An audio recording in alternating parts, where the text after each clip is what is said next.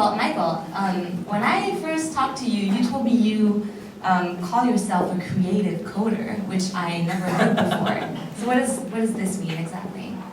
Well, I mean, for lack of a better definition, because to be honest, there's a I don't know, like I find myself, my primary activity in my day-to-day activity is coding. I'm programming something. But I'm not programming forms in, you know, ATM code or something like that. I'm not making security things. I'm making something that's visual, that you can see, that you can play with, that you can interact with. Whether it be video games or data visualization or a film or whatever. But my medium is code. That's the only difference. And so, do you consider yourself a storyteller? Because that's, I mean, the first thing you said is like, I saw this data set and I saw a story in it. Is it really like the way that? I can jump back and forth between a lot of roles, which part of which is an enabler of storytelling. I think, I don't know, I don't call myself as a very, very good storyteller. Yeah, but I feel like I see myself more as like an enabler for others to tell an interesting story through some medium that they haven't really sort of gone through and toyed with. What about you, Jeff? Do you see yourself as a storyteller? I don't know. What do you guys think? No.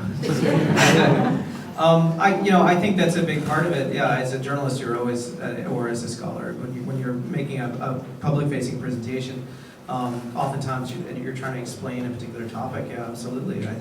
I think that is, I think that's intrinsic to trying to communicate, as opposed to, let's say, I think of communication as very, very recipient-centered, as opposed to expression, which is really, which I would categorize a lot of art in that range. It's expression. Like, I've got to get this off my chest. I've got to say it, and there's something very, very real about it, because I'm not trying to pander to any particular audience. It's so heartfelt. So yeah, I think I'm a storyteller. But I think that another part of interactive media or non-linear media, some of the stuff I'm doing in the academic realm is we're trying to do story finding also. These are sort of story making platforms in a sense. And that sounds a little pretentious, but what I mean is, one thing is that I didn't show was an interface we did for a project. It was another historic newspaper project, 200 years of Texas newspapers. We did natural language processing on them to see what were the different, what were the most commonly occurring words in different time periods, names, places, and organizations. And then the third kind of text processing we did was so-called topic modeling, the statistical test to see what words co-occur most frequently, and then it basically gives you baskets of like 10 or 20 words. It doesn't tell you what they mean, but when you see them together and you see like, cotton, fabric, textile, tariff, slave, you have a sense of what it's about. And so we created an interface that would let you, sort of like we were talking about with the small arms trade, where you could take a large database and sort of slice and dice it and start to make sense out of it. Is that a story? No, not yet. But it's a place where you can find patterns, and then ideally, if you can, something as simple as just being able to save the state of that interface. Like if it's encoded in a URL, you can copy that and share it, and someone will see what you saw. That's great. I think the next step above that, and there is if you could actually create an annotation on the screen that other people can see. I think we're going to see more and more of that, and that's story making. It's collaborative storytelling. And about collaboration, David, I think, for a long time there were creatives and then technologists, and it was kind of like two different things. And you guys are obviously trying to bridge those two worlds. How is this, how do you do this? Is it easy? Yeah, it's completely easy. I don't know why they paid me for this, it's so simple. Yeah, I look at myself really as a technologist. I mean, that's kind of, I'm more left brain than right brain. But I do know my most joyous moments in life have been being entirely entranced by amazing stories, both written, visual, and such. And so to me, if I can help other people and with me, I try to help other companies create things that allow amazing, engrossing, enrapturing stories to be created, that's goodness. And I don't know if it's easy or hard, but you just take a step at a time and you just keep working with people. Well, with those startups that you have, how do you make them, understand the needs of storytellers, of the industry out there? You told me about those mentors you had. Yeah, so what we did is we found with technologists, especially, and also basically the valley, across the valley, there's a big lack of understanding of what real media companies do, and how they think, and what their value systems are. So we took as each startup we would take and we would find one, actually for the most part it was 2 or 3 mentors inside of Turner, so executives, people who are actually running brands, like somebody from CNN, somebody from Cartoon Network, somebody from TBS, and they actually we'd attach them at the hip to these startups to basically mentor them, to give them feedback on what their products are, how they could actually be used, and also do introductions into the right parts of Turner. And the whole idea is to kind of accelerate and educate the entrepreneurs and their companies and their technologies into actually being useful products that actually can be used to create new stories. So that's what we try to do. And do you think Silicon Valley is a good place to do this? I think Silicon Valley is a great place to find technologists. And then we think we can bring in some of the media stuff in. So I think it's a combination. We're trying to cross the beams, and we're hoping we'll blow up the Stay Puft Marshmallow Man. So. Now let's talk a little bit about the tools. Aaron Coughlin did a lot of those experiments, Wilderness Downtown. I don't know if you guys know this. It's a great experiment. So everybody, when he did this with HTML5, everybody thought HTML5 was like the new tool for interactive experiences online. What do you think, Michael? So you mentioned flight patterns, and that was done in a creative tool called Processing, created by Casey Reese and Ben Fry, as sort of a teaching tool and also like a creative coding platform. And for the longest time, Aaron and I both have been working with Processing to do data visualization. Unfortunately, back in the day, we didn't have all these new fancy things in the web, at least as far as like web browsers go. All of that stuff is constrained, all the cool stuff is constrained to galleries, or you have to download something and send it out to people, and there's a real barrier of entry. Now with like sort of the new fancy stuff that we have on the web, you can just go to a browser and just go to a URL and go there and see something new and fresh.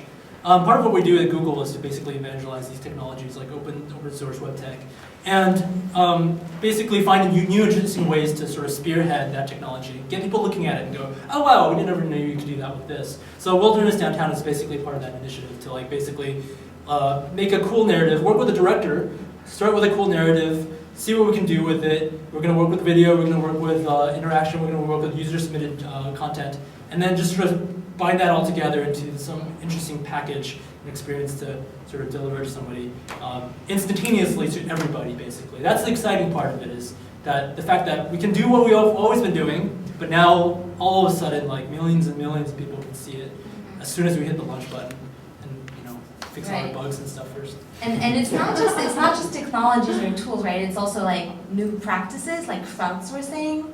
And you guys did at the Google Creative Lab a lot of experiments with crowdsourced storytelling. Like participation is a big thing for storytelling. Yeah, there's always a big risk in that because it lands in the community of people who want to troll you, and then all of a sudden you have like 1 million penises on your website.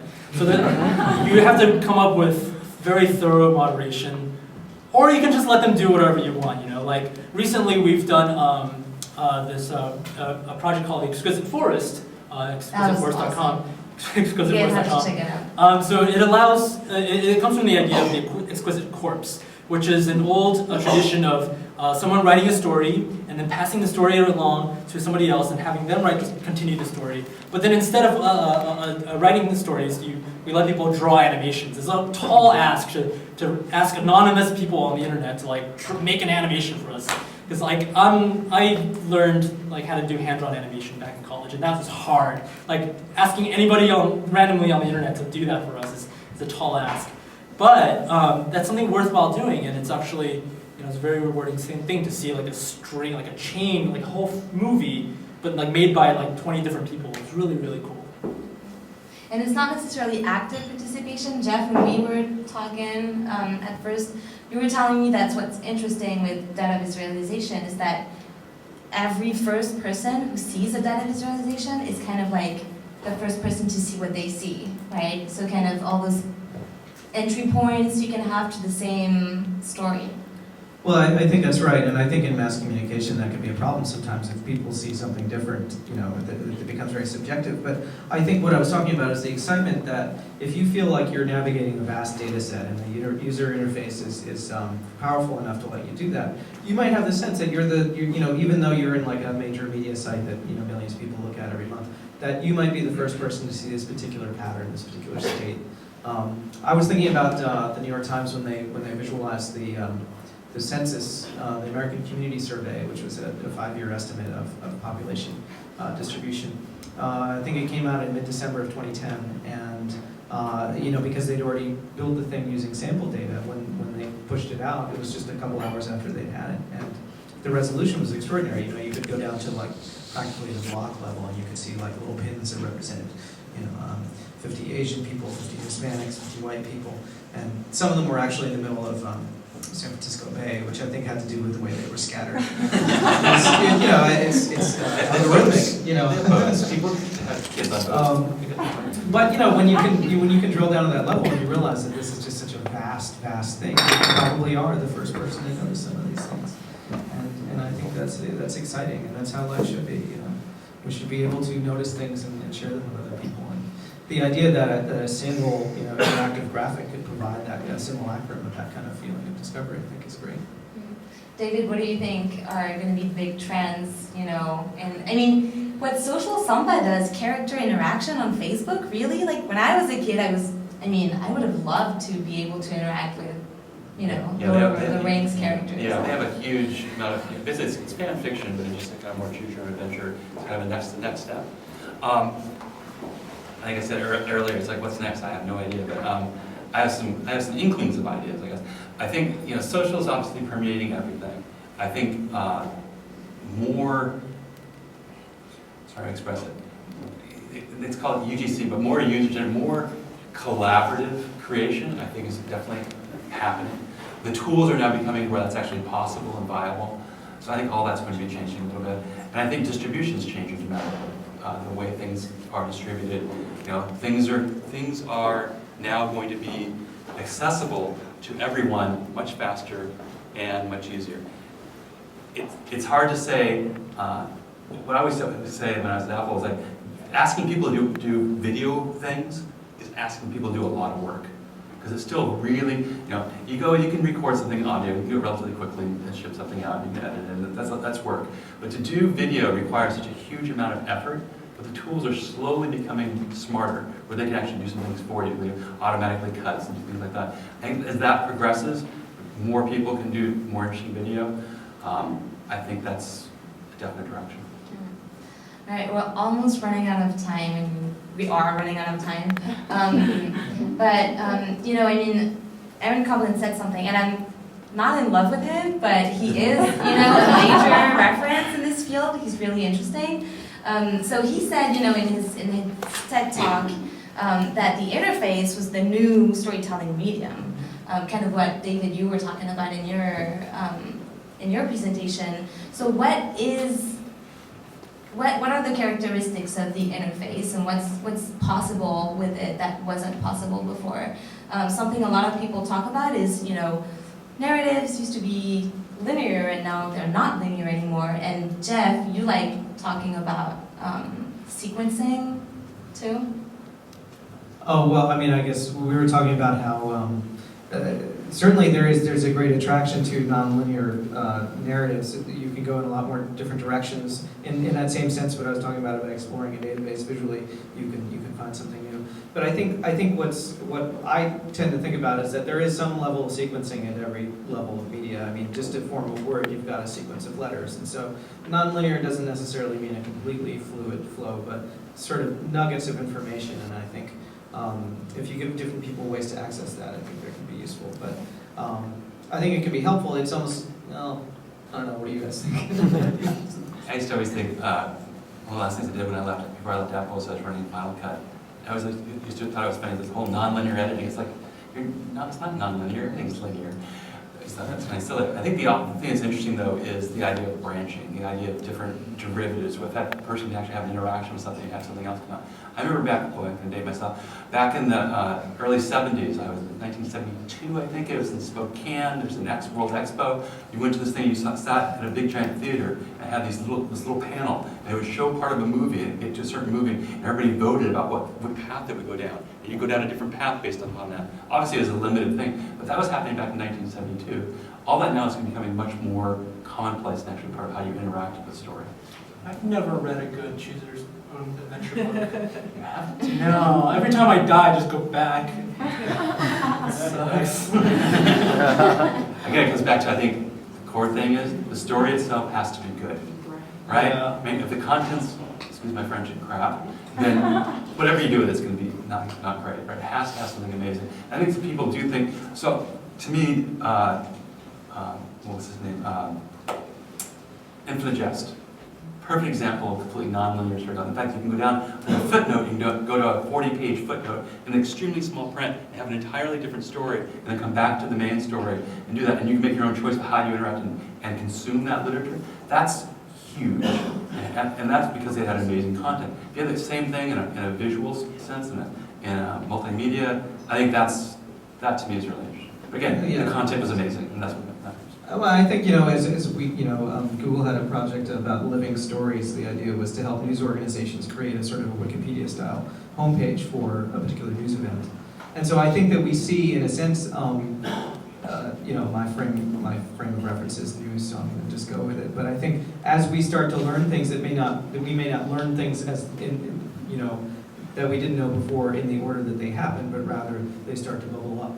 And one of the things about data visualization, I think, is again, I'm talking about transmedia more than just data viz, but I think the idea that so much of our data analysis work is retrospective. We're looking at stuff that happened yesterday or a week ago, or some of the work I've done like 200 years ago.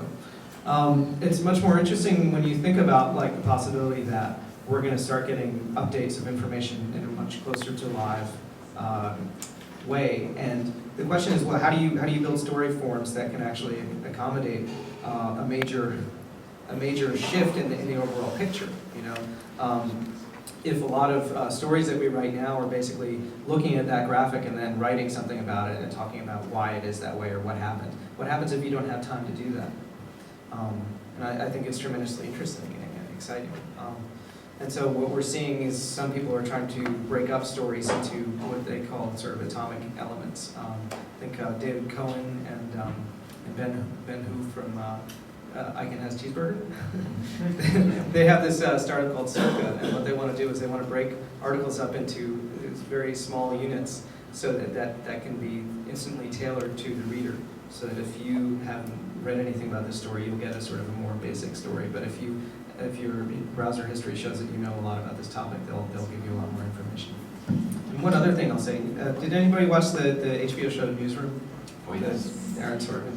I only watched the pilot, but I was really shocked at like how much they knew about the explosion and the Deepwater Horizon, and how they basically blew away all the rest of the competition because they had all this information. And it really seemed like 20/20 hindsight to me. The idea that you could build this incredible narrative, and they already knew it was Halliburton's fault because the seals weren't done in the concrete. And this was all like hours after it happened. And so think about all those puzzle pieces of a story that come together very slowly over time, and we finally have a complete picture, and how much work it is, and how a good narrative will come together that way. Do we have any questions in the audience? All right, and let's, Jeff, I know you have to leave us soon, but. Sure. Okay, start here.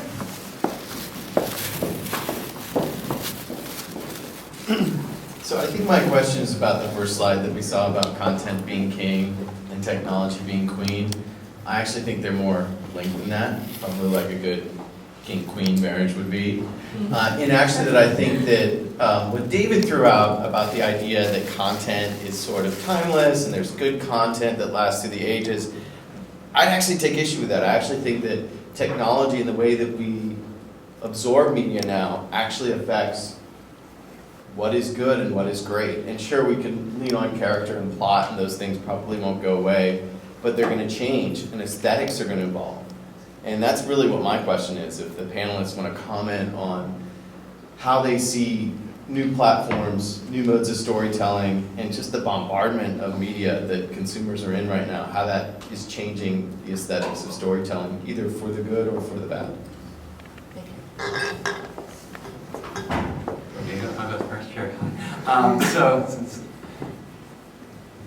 So I'm torn on this, actually, because I see, the mass media and what we produce, right? Some of it's very long and lengthy and amazing. Some of the things that go on HBO, these amazing long arcs and go for long lasting. And other things are like, reality television, which is, storytelling in a certain form. But some people love that. So I think, again, I also, so to me, storytelling only changed when I have 2 young children, and I see them, watch, cartoons and things like that, very quick, short things. But yeah, I see my daughter, who's 9, who will spend hours reading, and she's just totally involved. So I think I'm torn. I think it's good. I think it's both. I think there was, when we were back in the 18th, 19th century, there were people who were only involved in the now and the current, and they didn't really read. They just kind of just lived and did their thing. And there's other people who spent time reading and taking their time through life, and it's just different. I think just part of the human condition. People like different things, and I think, my hope is that we won't just all become, reality television junkies and watch nothing else. I think it's sad. I don't think it's going to happen. I have faith in us as a population. I feel like I hate the word consumer, but I feel like everyone young and old should play Mass Effect. It's a video game. I spent about a good 3 hours rescuing my character's virtual girlfriend from dying. And the game takes place there's 3 series of the game. And the game state is persistent, so your story traverses through all 3 games. It took over a period of 6 years or something. The very last game, she dies again. And I tried to save her. And that was the most heart-wrenching, gut-wrenching narrative that I have experienced since the last I don't know how many years I've watched television or read books, but wow, that really hit me, and I feel that it's missed out on. It's video games, okay, you shoot people, but no, there's good stuff there. It's sort of a choose your own adventure.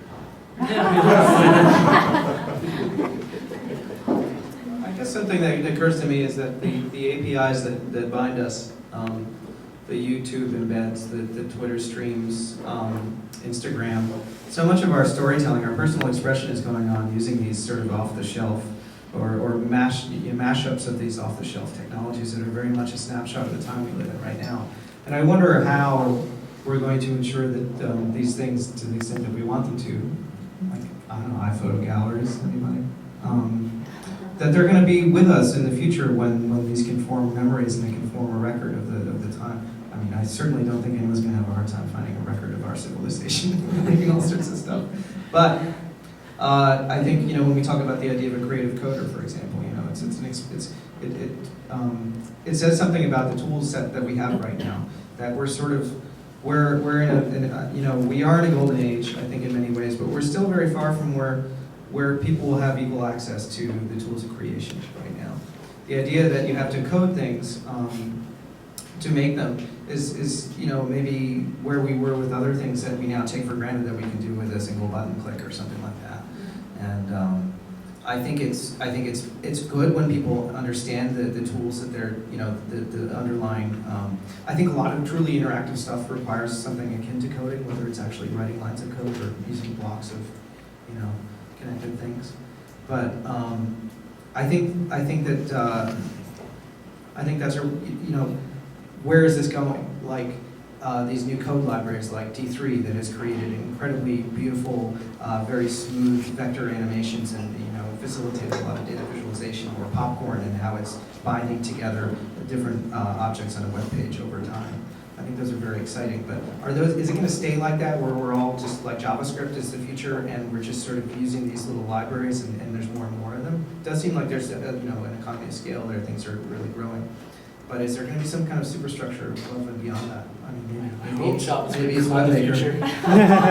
It's a wonderful tool, but I have to take point in saying that I feel like computer programming is a form of literacy. That the fact that you can use a program is great, that you can write, that you can experience something, but also being able to read and write, right, in a digital world is super important. I feel like programming should not just be for coders or for people like myself or anybody who would get Google. I feel like filmmakers, artists, painters all benefit from being able to write and speak directly to a machine and then have it produce something and enhance sort of your ability. It's like using a pen. It's like not learning a pen. You can use this speech dictating thing, but learning to be able to write is super important. Well, I mean, I'm with you on that, but at the same time, I hear people saying, that not everybody should or can be a programmer. And I wonder, in 20 years, if we'll be like, remember when everybody thought they needed to learn to code? I mean, maybe I'm not trying to antagonize you. No, just I'm trying to learn. I just don't think it'll be called coding. It'll be I'm creating something and it does things for me. There may be code underlying it, but you don't have to actually think in that way. Yeah. I look back and think in the early a long time ago, I was doing punch cards. I'm rarely that old. And I remember going and having to turn in my punch cards, and then I get a printout, and things are just different, and things will be different, and the progress is faster. The great thing is, the last 50, 60 years, it's accelerating, but it's also still we have this opportunity to live through that. I just think it's going to be amazing. I'm looking forward to it. I mean, something we need to stress is that, at least from my point of view, all those new cool tools and technologies we've been talking about, for me, are not necessarily gonna, just erase what we already have, right? And that's also what Transmedia is about. Back a couple years ago, we used to think that, that television was gonna completely ruin radio, and then the web, we thought that it would ruin television. But now, Transmedia is about using really all the single platforms that are out there for what they can bring. And so if a book is the right medium to tell a story, you keep the book, and then you also add Facebook if it's, also meaningful. So, what do you guys think? To me, it's all about entertainment and/or enjoyment, or having a story. Right, and how you experience it. You experience it in lots of different ways. I think what's amazing is that even old media companies, if I'm representing that, and are understanding that finally, and are actually embracing multimedia, right? Other forms of media, other formats, Facebooks. They're thinking, how do we do? People are going to go and do different things with their life other than sit in front of a tube, right? And so, how do you be part of that? How do you maintain that? And yet still have the ability to create amazing long story arcs. So they're trying to figure all that out, and I think we're still at the very, very, very beginning of that. For sure. And also, it's not necessarily about entertainment, it's also about education. A lot of people use Transmedia for educational purposes and to enhance the experience you can have in a museum. So it's not necessarily about making people, dumb because they watch TV shows all the time. So. Well, I just think we don't want to lose sight of the fact that the technology platforms that exist, is just even just YouTube, have made it possible for people with something interesting or good to get it out there and have it bubble up and take over the world. And I think that's just extraordinarily, amazing. Yeah, maybe. We have two last questions. Okay. Hey. I'm trying to figure out how I can make this into a question. I just sort of give a quick statement. So it seems to me that a lot of the stuff you've been saying about there is that stories are there's a line between linear sort of the traditional I'm telling a story and you're listening, and the audience being the world at large participating in that somehow. And possibly, David, you said at the beginning of your talk that nothing's changed because there's still stories, but perhaps something that's very, very, very fundamentally different from what has happened with that. I'm telling the story and I've made it up exactly like this, and you'll now sit and listen. Is all of these different forms of how the audience is, interacting with that, from choose your own endings to taking snippets out of other people's, news stories and tweeting them and all that kind of thing. That didn't quite come out as a question, but I wonder if you might have some reaction to that. So I think story, somebody creates some aspect of a story. That every story oftentimes is derivative of something else. So I think we're all living through stories, right? That's how you actually live, right? You tell your story, you tell your kids things, and they go off and tell their friends, and that's just life to me. So this is, and the way an old school media company does is it has a certain way of telling certain kinds of stories. It won't tell all stories that way, because there's lots of other ways of telling stories. But I think it's just, to me, the interesting thing in all this is the fact that, and I actually love this, I don't know what the way it's going to be. I'm happy to be alive and living through it, to experience it, and be part of it. That's fun. We had a last question. Thanks. I just had a question about whether you think the tools themselves are going to make us better storytellers. And I think, just to put that in context, when we look at music, the $1 million album is now a $5,000 laptop and a home studio. Do we have better music? Yes, maybe, but we also have a lot more mediocre music. We've democratized production and distribution. So I guess what I'm really asking is, do you think that the exponential improvement in the power of the tools we're creating to tell stories can actually help make us better storytellers, not just the production and distribution of them? I think one thing that's occurred to me over the years is how hard it is to make a video story from a video camera. That there's a whole vocabulary of shots and certain elements that you need to assemble a production. And I think this is true in many different genres of communication. And I think, and I think these things are starting to come around. Having an app, let's say, that, is built into your camera and tells you that you need a wide shot, you need, cutaways, you need close-ups, and sort of, you almost hit a button and you know that you're recording that thing in that moment, so that at the very least you have the minimum elements you need to assemble a story. That's not going to give you a great story, but it's going to give you something that's possible to make.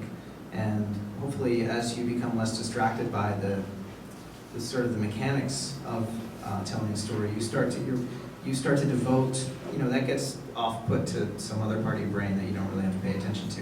And then you get to start to really listen to the people you're interviewing, or really, be present in the scene where you are. And I think that's probably true in a lot of different things. And I don't know, isn't there that app that helps you write screenplays? I suppose it's more like industrialized. In Hollywood?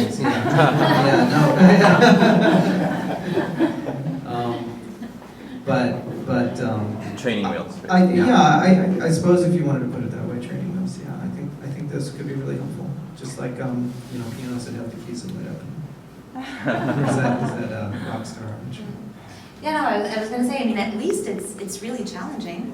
As a radio producer and host, it's really challenging for me to see all those tools out there. When you look at social samba, I'm like, maybe I could somehow make my stories. It forces you to look at your stories from a different perspective. And that, I don't know if that makes me a better storyteller, but at least I think it's really challenging.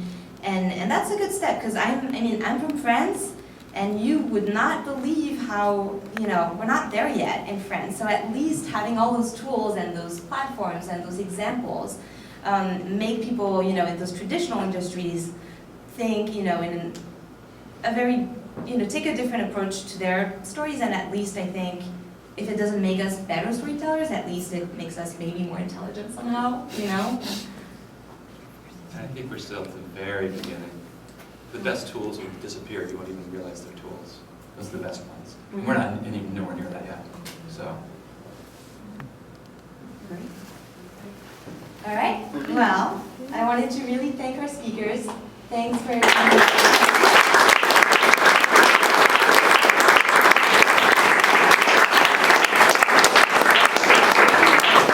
And also thank Swiss Next again for welcoming us.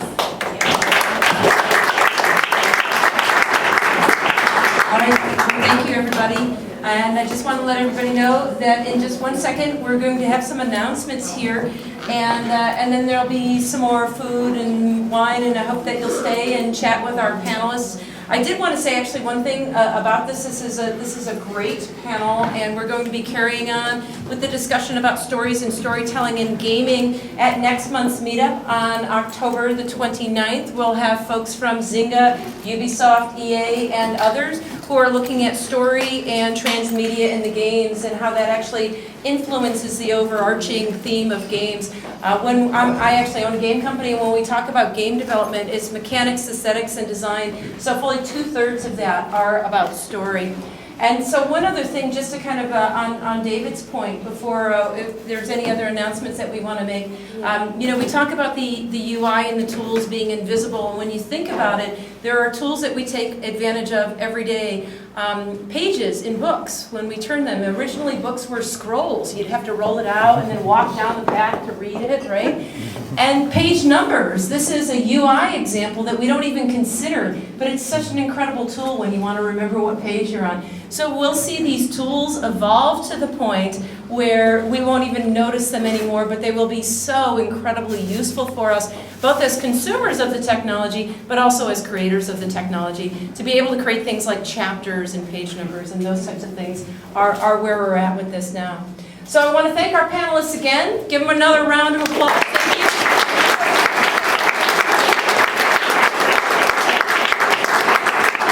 Yeah, I just wanted also to say that Transmedia SF, we organized a Transmedia Jam. Some of you attended. So a hackathon, creatathon dedicated to creating, interactive storytelling, stories and experiments. And we wanted to announce tonight for you that now we're organizing a startup weekend, Transmedia. So if you guys are familiar with Startup Weekend, it's a 3-day hackathon.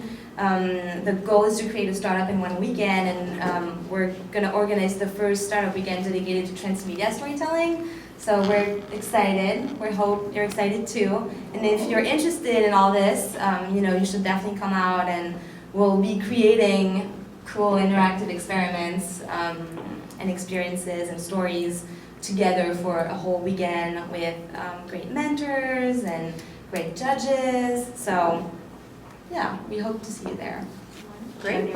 January 18th, 2013. So October 29th for the next Transmedia meetup, January 18th, the weekend of the 18th for the Transmedia Startup Weekend. And now, is there anybody from the community? I know there's a few 60-second announcements. Lisa.